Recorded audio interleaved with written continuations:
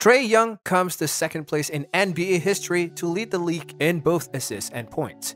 In the regular seasons of 2021-2022, Young averaged 28.4 points and 9.7 assists. In addition, he, who is just 23 years old, became in NBA history only the second player to lead the league in total points and total assists. Tiny Archibald has been the only player that took back in the 1972-1973 season. And in this video, we'll discuss Young and how he accomplished his goal. Let's get started. It ain't over yet for me. Trae Young, who is the Atlanta Hawks point guard, said this after the team's game in Houston that took place on Sunday. Young scored 28 points and dished out 11 assists, leading to a 130-114 win. In the regular seasons of 2021-2022, Young averaged 28.4 points along with 9.7 assists. In addition, the 23 years old is also acclaimed to be only the second player in the entire NBA history to lead the league in total points and total assists. Tiny Archibald had been the only player in the 1972-1973 season. Young's season seems to have been a frenzy of events. He participated in national marketing campaigns for Sprite as well as State Farm, co-starred in a Netflix film with Adam Sandler, and had a best-selling trademark sneakers with Adidas. After the Brooklyn Nets' victory against the Indiana Pacers, Brooklyn will conduct the Charlotte Hornets in some kind of a one-game play-in tournament encounter on April 13th. Getting a team into the playoffs necessitates a combination of luck and skill.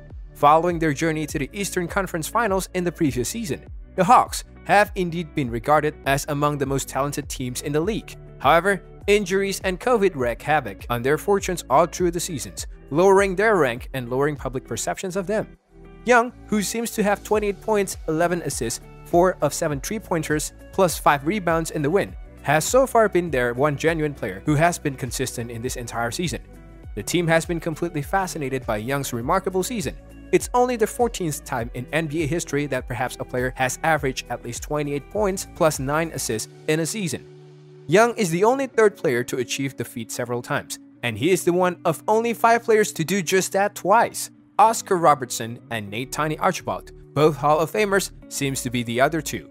Young seems to be the only player to achieve this while shooting 35% from the 3-point range. He joins Archibald as the season's leading scorer and assist provider. Young has achieved numerous achievements along the road. He went over 7,000 points, 2,500 assists, plus 1,000 total rebound this year. Robertson had been the only athlete to do this in their initial 4 seasons. Nonetheless, there is still controversy as to whether Young qualifies to be named to an All-NBA squad. It undoubtedly contributes to the Hawks' poor record.